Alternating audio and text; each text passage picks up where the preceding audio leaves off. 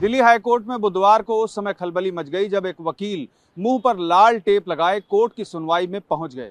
Justice Nitin समरे और justice Anish Dayal की बेंच ने वकील की इस हरकत पर नाराजगी जताई। उन्होंने इसे गैर जिम्मेदाराना बताया। साथ ही उन्होंने बताया कि सीनियर वकील आर.के. सैनी मुंह पर लाल रंग का टेप लगाकर जब कोर्ट रूम में दाखिल हुए तो लगा वकील साहब को कोई चोट लगी है। उन्होंने सैनी से उनका हाल लिया, लेकिन उनको पता चला कि वे सांकेतिक विरोध कर रहे हैं। सैनी ने मीडिया को बताया कि पिछली सुनवाई में उनको बोलने नहीं दिया गया था, जिसके विरोध में वे कोर्ट रूम में ऐसे पहुंचे।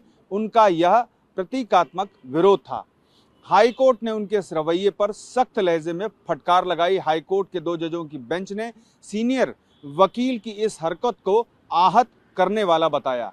उन्होंने विरोध के चुनाव को बेकार बताया। साथ ही कहा कि यह वकील के गरिमा के अनुसार नहीं था।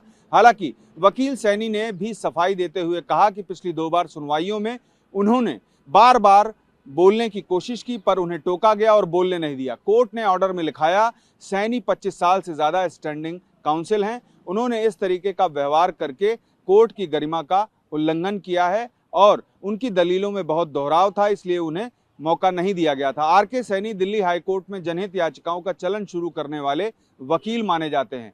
उनके इस तरह के विरोध से सभी हतप्रभ हैं। दिल्ली म्युनिसिपल कॉरपोरेशन से अवैध निर्माण हटाने वाली ऐतिहासिक पीआईएल भी इन्होंने ही दाखिल की थी।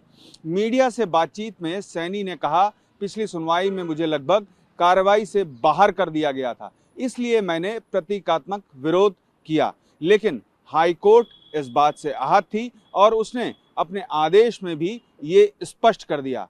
अब देखना यह है कि अगली बार जब सुनवाई होती है तो सैनी साहब का यही रवैया रहता है या फिर उनमें कोई बदलाव आता है। चूंकि हाईकोर्ट ने यह साफ कर दिया कि एक सीनियर एडवोकेट का जो लंबे समय से स्टैंडिंग काउंसिल है, उसे इस तरह का व्यवहार नहीं करना चाहिए जब वो कोर्ट रूम में प्रवेश हो। पीयूष पांडे, टीवी 9 भारतवर्ष, नई दिल्ली।